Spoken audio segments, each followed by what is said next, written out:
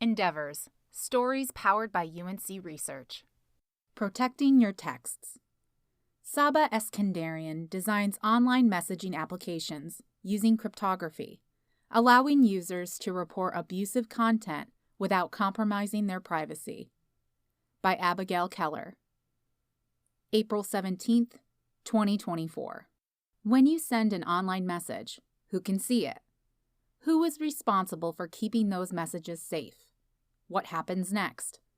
While it's a quick process that many of us take for granted, UNC Chapel Hill computer scientist Saba Eskandarian is dedicated to deciphering the problems that come along with online messaging. He studies secure communication systems and applies his knowledge of cryptography, the technique of protecting information by shrouding it in codes, in new ways. Messaging applications that provide strong privacy regulations can have the unintended side effect of making it hard for users to report abuse. When the platform cannot see the contents of users' messages or does not know who's talking to who, it can never know if a report of abusive content is real or not. It's like when you write someone a letter to the post office, he says. The post person can see that there's a letter going out, but they can't see what's inside the letter. My research focuses on what's on the inside of the envelope. Unveiling ancient secrets. The word cryptography comes from the Greek words kryptos and graphene, roughly translating to hidden writing.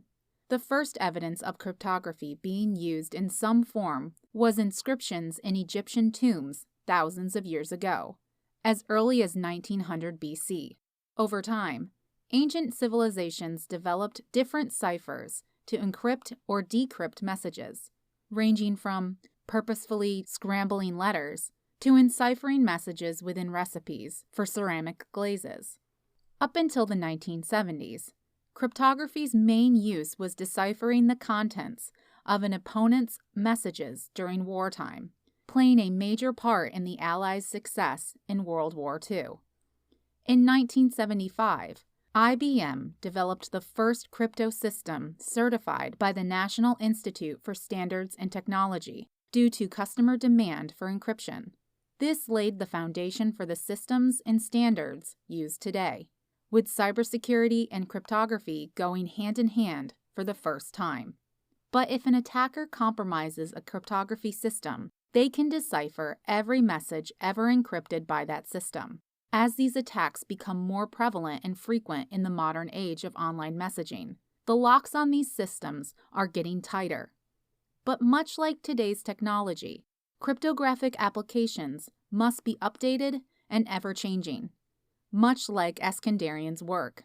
It's a field where there's pressing, real-world problems and fascinating mathematical problems, he says. They're close enough to each other that the same person can work on both. That's a rare thing. Deciphering digital differences. There are two types of major private messaging platforms: end-to-end encrypted and metadata hiding. When messages are end-to-end encrypted, the moderator, someone who works for the host platform and polices abuse, can no longer see the message contents. When a user wants to report a message for any reason, they must prove to the moderator that the abusive content corresponds with the identity of the sender. The metadata hiding setting poses an even greater challenge, as the moderator sees neither message contents nor the identities of message senders. A fairly new cryptographic tool designed for content moderation in online end-to-end messaging systems is called message franking. First introduced by Facebook and used in both WhatsApp and message secret conversations, it allows the receiver of a malicious message to report it to the moderator. When a message is sent in an end-to-end encrypted platform, such as Facebook Messenger, an algorithm called the Hash-Based Message Authentication Code, HMAC, creates a binding tag for it. This identifier is specific, sent to the recipient along with the message, like a postmark on an envelope, and is readable by Facebook if abuse is reported. If a user shows this tag to Facebook, Facebook can verify that it's authentic But if somebody else sees the tag, they cannot verify that it came from Facebook, Eskandarian shares. This is helpful because it means that the platform itself can verify messages for moderation purposes. But users can't just send messages to the government or the press to harm each other. Currently, there are no effective techniques for doing this on metadata hiding platforms, many of which are still prototypes, but will hit the market soon. Enter Eskandarian, who's implementing new cryptographic approaches to design private messaging applications that allow users to report abusive content to the platform without compromising the privacy of other messages or conversations. He and his research team propose a shared franking technique, which would let the moderator authenticate messages sent through a metadata hiding platform and tie them to their senders, despite only seeing content relevant to the report. This new application drastically decreases the time needed to decrypt and verify these messages. Eskandarian believes a successful shared franking scheme needs 4 security properties: confidentiality, accountability, unforgeability, and deniability. It should safeguard the identity of the sender and the message contents, make each message reportable, protect users from being framed for messages they didn't send, and ensure the moderator is the sole verifier for reported messages. Safeguarding the future. A key part of Eskandarian's research is educating the next generation on the importance and realities of online safety. With the development of new online platforms comes many opportunities, but also challenges that have never been faced before. Individuals are interacting with these platforms at younger and younger ages, which makes Eskandarian's research and teaching that much more important. At Carolina, Eskandarian teaches courses on cryptography and privacy-enhancing technologies. For high school students, he's given several presentations on cryptography and is working with the Virginia Science Olympiad to develop a cybersecurity trial event. One tool he uses to explain his research to young students is a cipher wheel.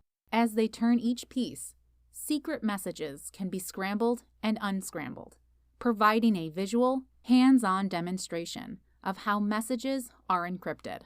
Understanding why something is useful or important is one of the biggest ways to motivate someone to study that thing, he says.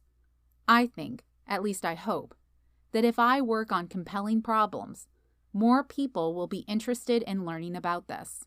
In June 2023, Eskandarian was awarded a National Science Foundation Career Award. The career program supports junior faculty who exemplify the role of teacher scholars through outstanding research, excellent education, and integration of education and research within their organizations. The 5-year grant, worth $516,082, will be used for his research on improving the process of reporting abusive content and the development of educational materials on these topics. We value privacy, we value safety, and these things seem to be at odds, he says. I love these cases where there's a hard puzzle, and cryptography potentially offers a way to cut the Gordian knot. Saba Eskandarian is an assistant professor in the Department of Computer Science within the UNC College of Arts and Sciences.